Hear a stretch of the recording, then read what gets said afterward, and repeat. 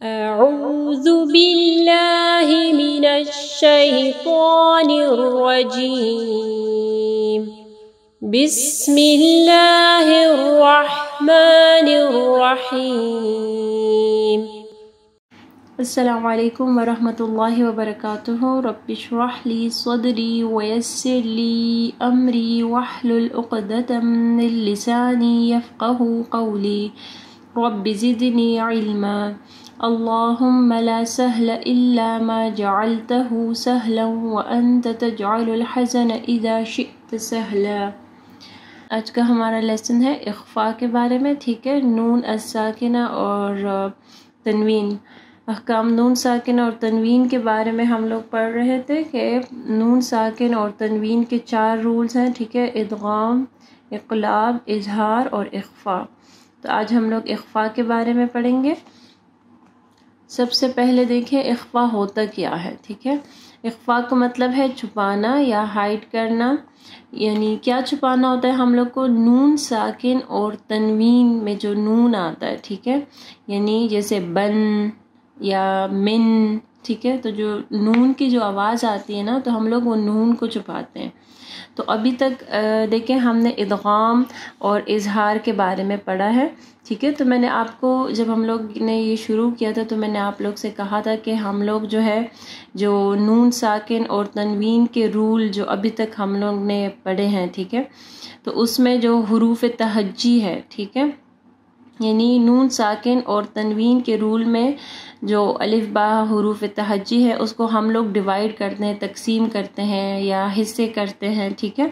تو حروف تہجی میں سے جو ہے آپ ادغام کے حروف کو سائڈ پہ کر لیں، ٹھیک ہے۔ ادغام کے حروف کو ہم لوگ نے پڑھا تھا، یعنی ادغام کے حروف جو ہے 6 ہے، یرملون، ٹھیک ہے، تو اس کو آپ مائنس کر دیں، یعنی کٹ کر دیں حروف تہجی میں سے یرملون کو، یا، را، میم، لام، واو، نون کو۔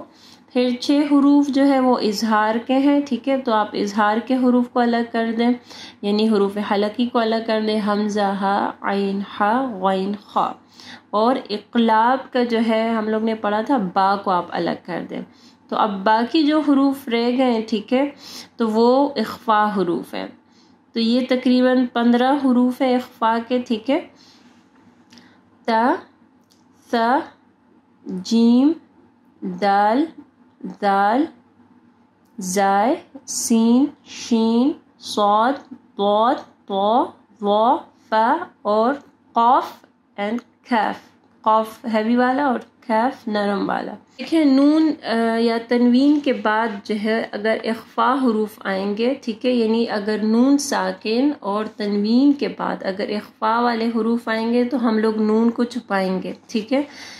جیسے آپ نون پڑھتے ہیں، ٹھیک ہے، تو آپ کی زبان جو ہے اوپر گوش پہ لگتی ہے، تو اخفاء میں ہم لوگ جو ہے زبان کو نون کے مخرج پہ نہیں لگاتے، ٹھیک ہے، زبان کو جو ہے وہ آپ بیچ میں رکھیں گے۔ جیسے فار ایگزامپل دیکھیں آپ کنگی، ٹھیک ہے، اب کنگی میں جو ہے نون آ رہا ہے لیکن ہم لوگ اس نون کو نہیں پڑھتے، ہم لوگ کنگی نہیں پڑھتے، ہم لوگ کنگی پڑھتے ہیں۔ یا آپ افشاں نام کو لے لیں، ٹھیک ہے، اس میں آخر میں دیکھیں نون آتا ہے لیکن نون اس کو ہم لوگ پڑھتے نہیں، افشاں پڑھتے ہیں، ٹھیک ہے، یعنی فار ایگزامپل اگر آپ این اس میں آخر ہوتا ہے نا افشاں لکھنے میں، تو وہ این کو ہم لوگ نہیں پڑھتے، ہم لوگ افشاں پڑھتے ہیں۔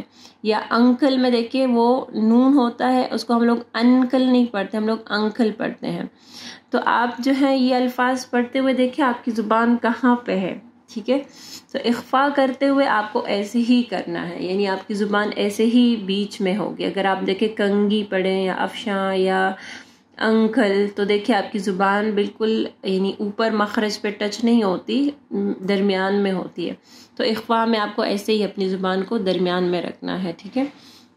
اخفاء کے اگزامپل نارن تلظی، سو نارن ہم لوگ نہیں پڑھتے، نارن تلظی سورہ لیل میں، ٹھیک ہے۔ نعمتاً تجزا، سورہ لیل میں یہ بھی دیکھیں نعمتاً تنوین ہے تو ہم لوگ نعمتاً تجزا نہیں پڑھتے، نعمتاً تجزا۔ اخفاء میں جو ہے ہم لوگ غنہ کرتے ہیں، ٹھیک ہے۔ اور قدحا فملاقیہ، یہ فا کا ایگزامپل ہے، یعنی تنوین کے بعد ایک فا ہے تو قدحا فملاقیہ سورہ انشقاق. اور یہاں پہ دیکھیں سے ان کذب تو نون ساکن کے بعد کاف ہے، کاف کا اگزامپل ہے سورہ علق. تو یہاں پہ بھی ہم لوگ نے اخفاء غنہ کیا.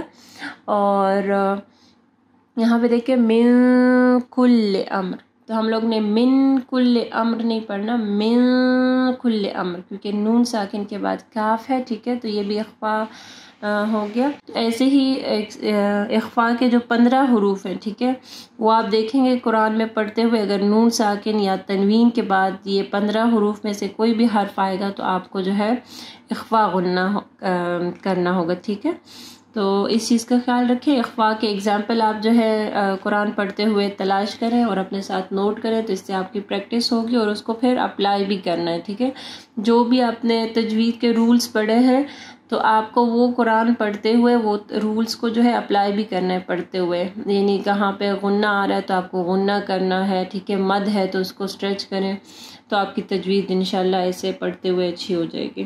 جزاک اللہ خیرا کثیرا. سبحانک اللہم وبحمدک، اشہد ان لا الہ الا انت، استغفرک واتوب الیک. السلام علیکم ورحمۃ اللہ وبرکاتہ. اگر آپ کو یہ ویڈیو پسند آئی ہے تو ویڈیو کو ضرور لائک کیجیے گا. اس سے ہماری اور ہمارے پیچھے کام کرنے والی پوری ٹیم کو حوصلہ افزائی ملے گی، جو آپ تک پہنچانے کے لیے بہت محنت سے کام کر رہی ہے. اللہ تعالیٰ آپ لوگ کا قرآن پڑھنا اور ہمارا پڑھانا قبول فرمائے، اور اللہ تعالیٰ بہترین اجر دے ہم سب کو. اگر آپ مزید ایسے ویڈیوز دیکھنا چاہتے ہیں تو چینل کو سبسکرائب کریں اور اس ویڈیو کو آگے صدقہ جاریہ کے لیے ضرور شیئر کریں.